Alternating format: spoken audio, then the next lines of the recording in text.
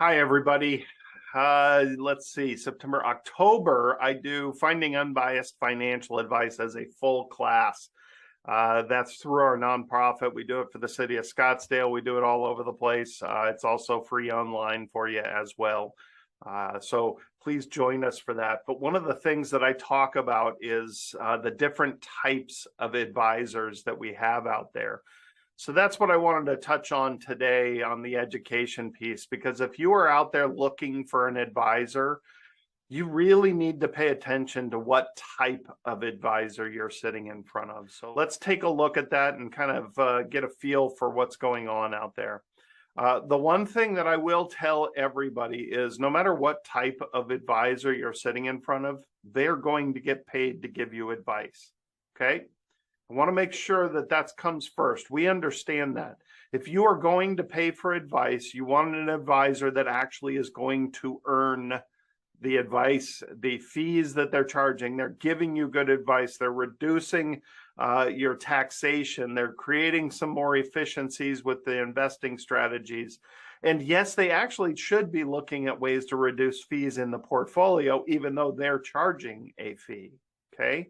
Now, you're going to be overwhelmed by the fact that there's generous people out there doing things for free. Well, some of them do it for free, just little things here and there, but charge for other things. But also there's unfortunately a lot of ways to hide fees out there. So when you're asking about fees, you should watch their, if they stammer, if they get scared, if they try to dance around it, if they play the politician and don't actually answer your question. So you observing them becomes really important when you're sitting down in front of them. So are you sitting in front of a salesman? Do they have a product and they are going to sell it to you no matter what your needs are? Okay. In the world of investing, we do have to be careful of this. All these dinner seminars, think of the position that they're put in. It costs them anywhere from say $7,000 or $8,000 to I've seen $15,000 to $20,000 to put on one event. I'm not kidding. The mailers alone cost at least $5,000 to $7,000 just to invite you to this dinner seminar. So all this money that they're putting out puts them in a position of having to sell you. Okay. We have to think about that and how they're getting their business. How much money are they spending on that? Because that's going to motivate them for the higher commission products. Okay. They can't waste their time by charging 1% a year. That is never going to pay for a dinner seminar. Okay. I know people spending over $300,000 on their TV infomercials. What kind of position are they put in that when you go and sit in front of them? Okay. Think about how much they're spending, and that ends up motivating them. It creates more high pressure sales. So we do have to be careful about that. When you're sitting in front of a salesman, hopefully you can see through that and see that you're getting the spiel from the salesman. I just did a video on structured notes, and I use that example of getting the highlight reel of the highlight reel. I, as an advisor, have people telling me I need to sell their structured notes. UBS, Goldman Sachs, they're all telling me how wonderful they are. I'm getting the highlight reel. I'm not getting the full contract unless I ask for it. I'm getting what's great about it. And then I'm going to take what's great about it and sell it to you. Okay, that's a salesman. You're getting a highlight reel of a highlight reel. You're not getting the whole story. You're just getting the good stuff. And they're finding a way that makes you need it. Okay, that's not the greatest way to get investments. Okay, so be careful about that. Customer service. Okay. Oh, the pandemic has changed us quite a bit. I don't even know if there really is such a thing anymore. So customer service, unfortunately, these are people that are reading scripts. They don't typically really understand what they're saying or doing. They have zero control over your portfolio. I know plenty of big box shops that have advisors that are really just customer service. They are not managing your portfolio. I can't name them, but there are many big entities out there that have all their advisors running around that have zero ability to do anything on your portfolio. The companies manage the portfolios the way they want to. The advisors are there to make you feel like you've got personal attention. They are customer service. You walk into a bank, they are customer service. You call somebody on the phone, they are customer service. Okay, so be careful when you feel like you're getting questions answered. I've seen this over and over again, especially since the pandemic. You can call with the same question to the same company 3 times in a row and get 3 different answers. No matter how confident somebody says that answer, if they don't really understand it and they type the wrong thing in their computer, they got the wrong answer, but they said it confidently, that doesn't make it right.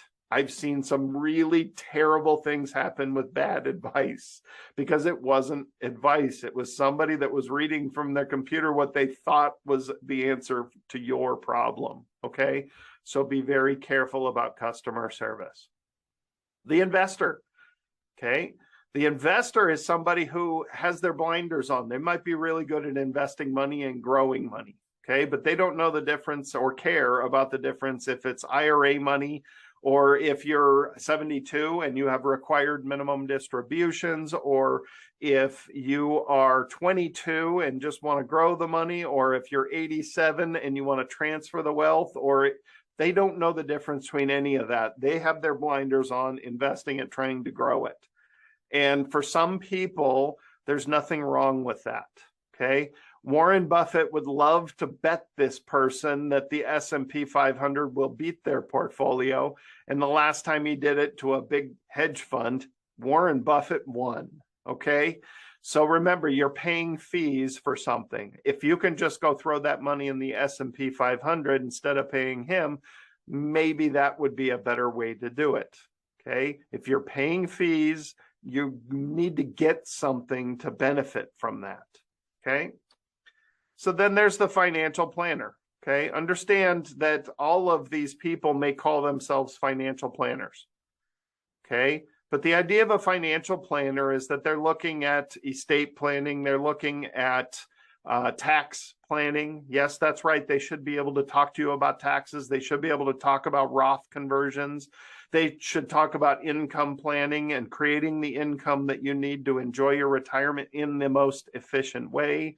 Investing in your IRA is different than investing in your Roth, which is different than investing in your after-tax money. There is so much to play with to create these efficiencies. And that's what the goal of any financial planner is to look at you, your whole situation, and create these efficiencies.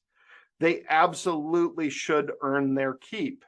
Okay, that really is the whole value of the financial planner. Now, I'm not one to tell you that everybody needs a financial planner, okay? I fall in that category, yes, and so I'm certainly biased. But I got to be honest, most our clients' kids will come in or call us and do a Zoom with us, and I have no problem helping them. But the vast majority of them need to just throw their money in that S&P 500 fund and forget it's there for 20 years. You don't need to pay a financial planner for 30 years their management fees. You need those financial planners when you're, say, within 10 years of retirement. Okay, within 10 years of retirement, that's when you start focusing. Everything before then, build as much wealth as you can and get out of debt. There's your secret. You don't need a financial planner. You don't need to pay them for that. You need to invest through your 401k. If you have old jobs, roll them over to a self-directed account. Get a S&P 500 and maybe a NASDAQ, the Qs, put it in there and let it run. Okay. Then within 10 years of retirement, if you're 50, you want to retire at 60. If you're 55, want to retire at 65. That's when you want to start working with somebody that can start putting some structure to this. That's where a good financial planner will actually earn their keep. the 20-year-olds, the 30-year-olds, it's nonsense. They just want to collect their fees if they're trying to work with them, because the vast majority of them don't need that. They need to get confident with investing. They need to do a lot of saving, get the money invested, and don't remember it's there and go spend it. Okay, pay down debt. It's that easy. So, types of advisors. If you just need a product, if you're looking for something specific, if you are managing your portfolio and you need some more income in retirement, okay, and you don't want to leave it to the portfolio to fund it, you want to have something that's structured, that's coming in regularly, like pension or like Social Security. There's nothing wrong with going to a dinner seminar, getting a free steak, and getting one of those deferred income annuities that has guaranteed 7% growth. There's nothing wrong with that. Salesmen can provide lots of things. There's nothing wrong with salesmen out there. We just have to be careful, because if we're looking for a financial planner and we have a salesman, we're going to have a portfolio full of really high commission stuff. Okay? No, your whole portfolio should not be full of high commission stuff. Okay? Private investments will pay up to 13, 14% commissions. And private investments are for people that have money they want to go to the casino with. Okay, so salesmen ultimately start with the higher commission annuities, and they start graduating to even higher commission stuff with much more risk. So please be careful. Customer service, we all have it, we all need it, but we have to recognize their customer service. We can't expect them to give us advice on Roth converting or things like that. They won't talk about taxes. That's a good hint that you're talking to customer service and not an actual financial planner. They can call themselves a financial planner. There's no laws that say I can't wake up and call myself a shoe salesman tomorrow. Just like a shoe salesman can't wake up and say they're a financial planner. They can. There's nothing stopping them. There's no regulator that says you can't call yourself a financial planner. Well, I am. I got a job that says I am. See, my business card says I'm a financial planner. That's all it takes. Okay, so customer service. Know that you're talking to customer service. If they can't give you tax advice, they're customer service. If they can't give you Roth converting advice, they're customer service. If they don't know what happens when you inherit an IRA, they're customer service. If you ask them to put beneficiaries on your bank account and they look at you cross-eyed and don't know what to say, they're customer service.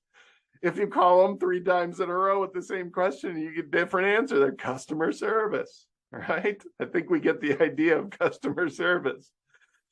Then there's the investor again. Please, understand they're fine. There's nothing wrong with it, but you're not getting advice. You're getting investing to grow your money, and that's it. And the question is that worth whatever fee that you're paying? Okay. And then there's the financial planner that's going to pay attention to everything, hopefully. But again, the scary part is a true financial planner does that, but everybody else tries to pose as a financial planner, and that's the hard part. All right, hopefully that helped. Hopefully that when you're sitting down in front of somebody, you're starting to think about these things. If we can help in any way, you can shoot us an email, give us a call.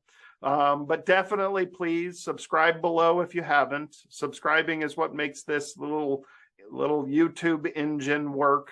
We're adding new stuff every single week. You can keep coming back. I'm going to try to hit anything and everything I ever think of and get my mind dump onto here. So I've got at least a year's worth of information to put on here. After that, I'm not sure how much more. I'm sure I'll keep refreshing or thinking of new things. So thanks again. Let us know if we can help in any way. We're live via Zoom anywhere in the nation. So if you need help or just want to talk through your situation, we're always here to help. Thanks again. We'll see you next week.